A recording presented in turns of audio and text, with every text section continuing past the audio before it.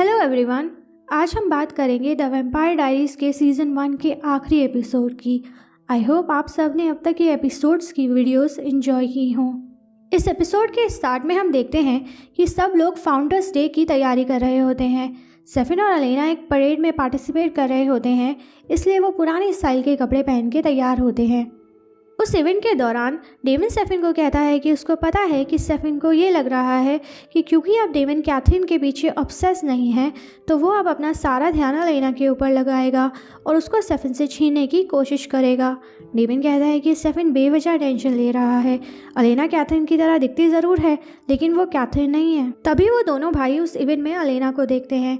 क्योंकि अलेना ने पुराने स्टाइल के कपड़े पहने हुए होते हैं तो उसको देख के वो दोनों भाई उसको देखते ही रह जाते हैं, क्योंकि उस गेटअप में अलेना बिल्कुल कैथरीन जैसी लग रही होती है। गिलबर्ट हाउस में जेरेमी भी उस परेड के लिए रेडी हो रहा होता है। एना उससे वहाँ मिलने आती है। एना कहती है कि उसको पता है कि उसकी मॉम पर्ल को जॉन गिलबर्ट ने मारा है। जेरेमी कहता है कि उसके अंकल वैम्पायर्स से नफरत करते हैं।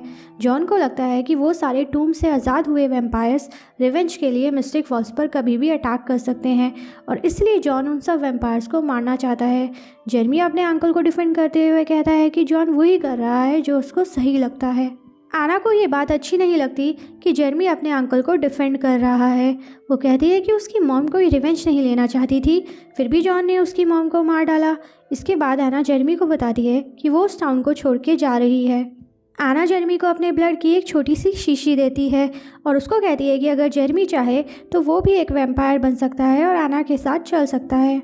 एना कहती है कि वो समझती है कि जेरेमी अपनी लाइफ में बहुत ही लोनली फील करता है, लेकिन वो वैम्पायर बन के अपने इमोशंस को टर्न ऑफ कर सकता है। इसके बाद वो कभी भी लोनली फील नहीं करेगा। जेरेमी कहता है कि एक टाइम था जब वो वैम्पायर बनना चाहता था, लेकिन अब वो ऐसा नहीं चाहता है। जेरेमी की ये बात सुन के एना चुपचाप वहाँ से चली जाती है। सेफिन अलेना को बताता है कि उसको और डेमन को ये शक है कि जॉन गिलबर्ट ही अलेना का रियल डैड है। अलेना ये बात सुन के शॉक हो जाती है। उसको समझ नहीं आता कि वो कैसे रिएक्ट करे, क्या वो जॉन को कन्फ्रंट करे या इस बात को भूल जाए। इसके बाद जेरेमी भी उस इवेंट पर पहुंचता है। अलेना उससे पैचअप करने की कोशिश करती है, लेकिन जेरेमी अभी भी उससे नाराज़ होता है। वो अलेना को ताना भी मार देता है कि अलेना चाहे तो डेमन को बोल के दोबारा जेरेमी की मेमोरीज इरेज करवा सकती है, क्योंकि अलेना तो इस काम में माहिर है ना। वो परेड स्टार्ट होती है और सब लोग उस इवेंट को बहुत इंजॉय करते हैं। डेमन बॉनी के पास जाता है और उसको थैंक्स बोलता है। वो कहता है कि बॉनी वैम्पायर्स को पसंद नहीं करती, लेकिन फिर भी उसने जॉनथन गिलबर्ट के डिवाइस से वैम्पायर्स को हार्म करने वाला स्पेल रिमूव किया। इस बात के लिए डेमन बॉनी का एहसानमंद है और उसका ये एहसान याद रखेगा। ग्रेसन गिलबर्ट के पुराने ऑफिस में जॉन और मेयर लॉकवुड एक सीक्रेट मीटिंग में होते हैं। जॉन मेयर लॉकवुड को बताता है कि जॉन को पता चला है कि वो सभी टूम वैम्पायर्स रात को उन पर हमला करने वाले हैं, इसलिए जॉन ने एक प्लान बनाया है। वो मेयर लॉकवुड को जॉनथन गिलबर्ट का वो डिवाइस दिखाता है जिसको जॉन ने सही से असेंबल कर लिया है। जॉन कहता है कि वो डिवाइस एक फ्रीक्वेंसी इंस्ट्रूमेंट है। वो मेयर लॉकवुड को एक चाबी दिखाता है और बताता है कि जैसे ही वो चाबी उस इंस्ट्रूमेंट को अनलॉक करेगी तभी 5 मिनट के लिए उस इंस्ट्रूमेंट से ज़ोर से आवाज़ निकलने लगेगी।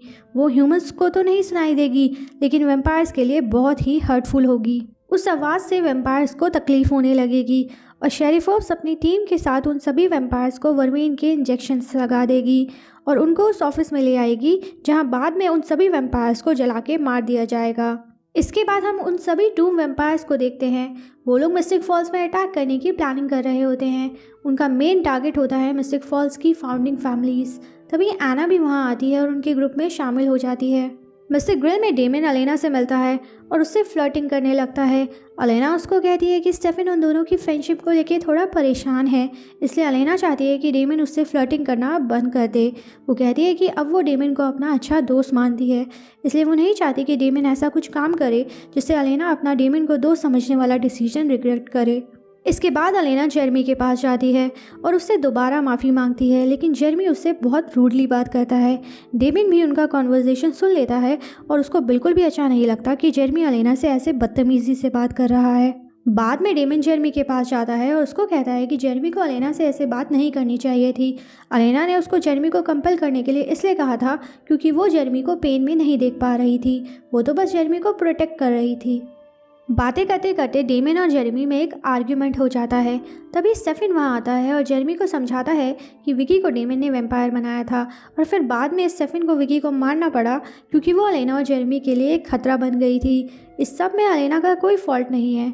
जेरेमी कहता है कि उन लोगों को जेरेमी को विकी की मौत भूलने के लिए कंपेल नहीं करना चाहिए था। ये कह के वो वहाँ से चला जाता है। जेरेमी के जाने के बाद स्टेफन डेमिन को कहता है कि डेमिन को कोई हक नहीं है कि वो जेरेमी और अलेना के रिलेशन के बीच में कुछ बोले। डेमिन कहता है कि तो क्या सिर्फ स्टेफन को ही ये हक है। स्टेफन कहता है कि उसको पता है कि डेमिन ये सब दिखावा बस अलेना की नज़रों में भला बनने के लिए कर रहा है। जब जॉन और मेयर लॉकवुड अपना वैम्पायर्स को पकड़ने वाला प्लान शेरिफ फोर्ब्स को सुनाते हैं तो वो उन पर गुस्सा करती है क्योंकि ये प्लान बहुत रिस्की है और इसमें कई इनोसेंट लोगों की जान भी जा सकती है। अगर उनको पक्का पता है कि वो टूम वैम्पायर्स रात में उन पर हमला करने वाले हैं तो उन लोगों को फाउंडर्स डे के सारे इवेंट्स कैंसिल कर देने चाहिए, ना कि टाउन के लोगों को बेट की तरह यूज़ करना चाहिए ताकि वो कुछ वैम्पायर्स को पकड़ पाएँ। मेयर लॉकवुड और जॉन शेरिफ फोर्ब्स को बहुत समझाने की कोशिश करते हैं लेकिन फिर भी वो उन दोनों की बातों में नहीं आती। इसके बाद जॉन मेयर लॉकवुड को कहता है कि उसको शेरिफ फोर्ब्स से अकेले में कुछ बात करनी है। मेयर लॉकवुड के जाने के बाद जॉन शेरिफ फोर्ब्स के सर पर कुछ मार देता है और वो बेहोश हो जाती है। इसके बाद जॉन शेरिफ फोर्ब्स को उनके ऑफिस में बांध के बंद कर देता है। आना डेमिन के पास जाती है और उसको बताती है कि रात में जब फाउंडर्स डे को सेलिब्रेट करने के लिए आतिशबाजी स्टार्ट होगी तो वो टू वैम्पायर्स फाउंडिंग फैमिलीज़ पर हमला कर देंगे। डेमिन पूछता है कि ये सब आना को कैसे पता, तो आना कहती है कि वो उन टू वैम्पायर्स के पास गई थी ताकि वो उनका प्लान जान पाए। उन वैम्पायर्स को लग रहा है कि आना उनके साथ है पर ऐसा नहीं है। इसके बाद डेमिन अलारिक के पास जाता है और उसको ये सब बातें बताता है। वो अलारिक को जल्दी से अलारिक की कार से वैम्पायर्स को मारने वाले वेपन्स लाने को कहता है। फिर डेमिन स्टेफन और अलेना को भी ये सब बातें बताता है और स्टेफन को अलेना को वहाँ से ले जाने को कहता है। अलेना कहती है कि पहले उनको जेरेमी को ढूंढना होगा और स्टेफन और अलेना जेरेमी को ढूंढने चले जाते हैं। मिस्टर ग्रिल में मैट टाइलर को अभी भी अवॉइड कर रहा होता है। कैरोलाइन उसको समझाती है कि उसको टाइलर को अब माफ़ कर देना चाहिए। तभी मेयर लॉकवुड वहाँ पर आते हैं। वो टाइलर को अपनी कार की कीज देते हैं और उसको घर जाने को कहते हैं। वो कैरोलाइन और मैट को भी टाइलर के साथ जाने के लिए कहते हैं। मेयर लॉकवुड कहते हैं कि वो उनको नहीं बता सकते कि क्या चल रहा है पर it's better for their safety कि वो दोनों अपने अपने घर चले जाएँ और सुबह तक बाहर ना निकले। आना जेरेमी के पास जाती है और उसको उन टूम वैम्पायर्स के प्लान के बारे में बताती है। इसके बाद मेयर लॉकवुड टाउन स्क्वायर में अपनी स्पीच दे रहे होते हैं। वो सारे टूम वैम्पायर्स भी वहीं पर होते हैं।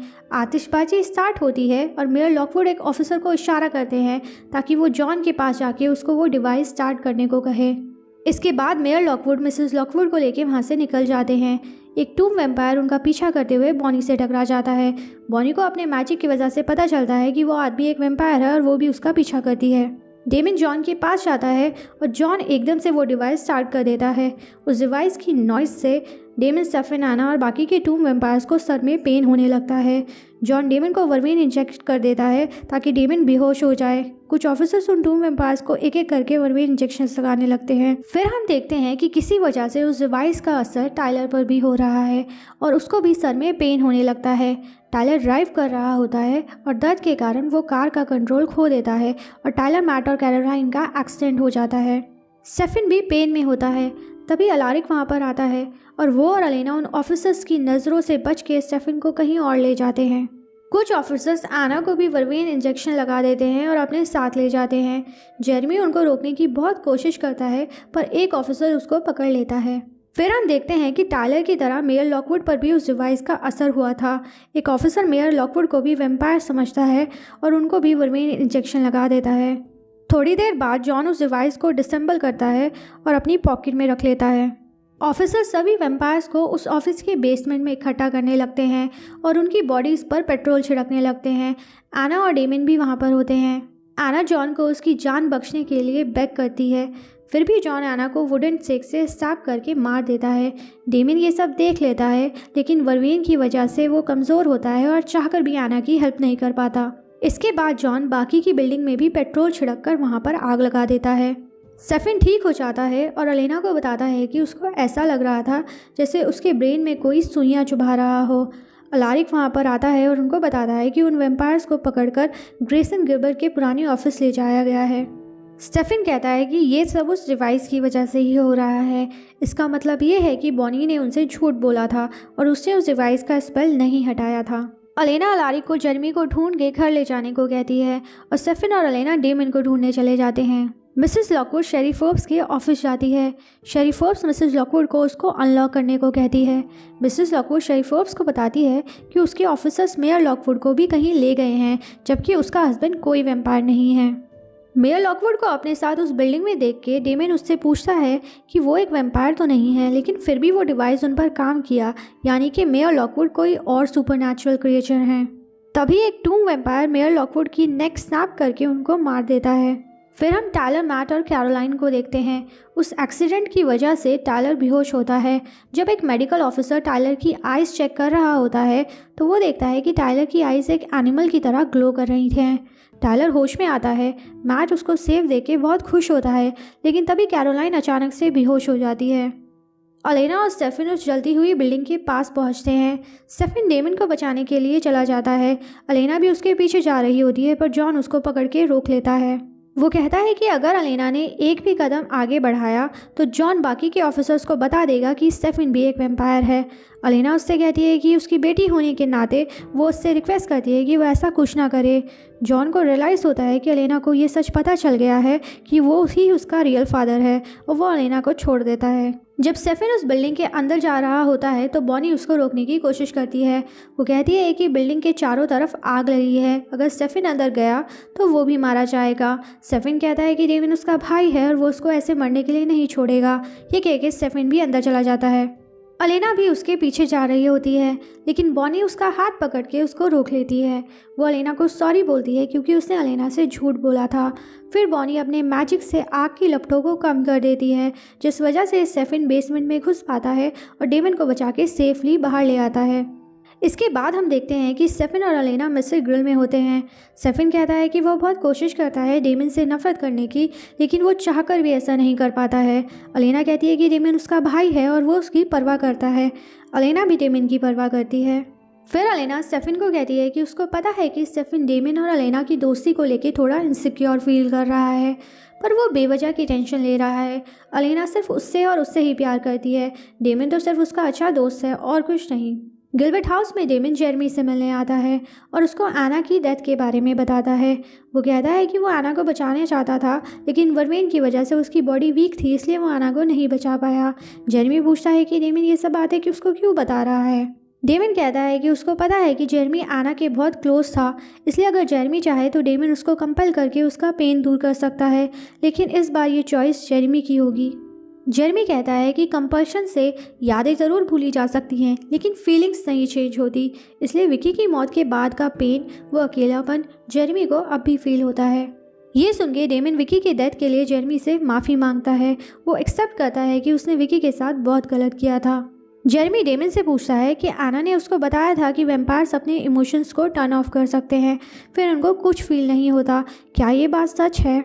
डेमन कहता है कि ये बात सच है। इमोशंस टर्न ऑफ करके वैम्पायर्स को पेन, गिल्ट जैसे इमोशंस फील नहीं होते, इसलिए ज़्यादातर वैम्पायर यही करते हैं। जेरेमी पूछता है कि क्या डेमन भी यही करता है? डेमन कहता है कि ऐसा करने से लाइफ इजी हो जाती है।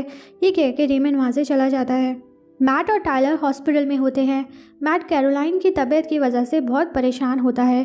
टायलर उसको उस एक्सीडेंट के लिए सॉरी बोलता है। वो कहता है कि पता नहीं उसको क्या हो गया था।